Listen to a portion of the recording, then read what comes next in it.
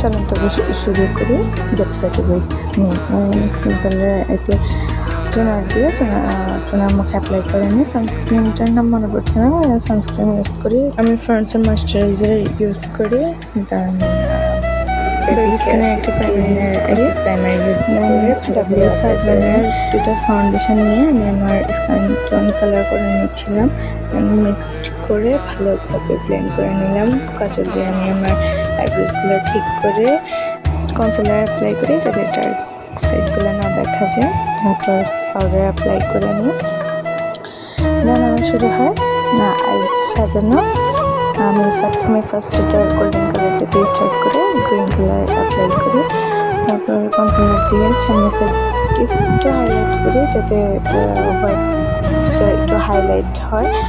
দেন white কাজল দিয়ে eyeliner use করি। দেন আমি ব্রাশ ফেল্টের থেকে একটি ব্রাশ অ্যাপ্লাই করে নিই। দেন হাইলাইটার ইউজ করি। আমি বললাম এটা অ্যাপ্লাই করে নিয়েছিলাম। এটা হচ্ছে আমার ফাইনাল লুক। দেন আমি সেটিং স্প্রে দিয়ে ভালোভাবে ইয়ে করে নিলাম, লেন্স দেখালাম।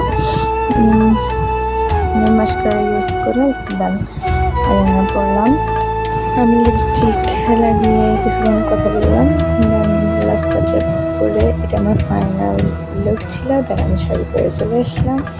দেন এবার অর্নামেন্টসগুলো ক্যারি করছিলাম।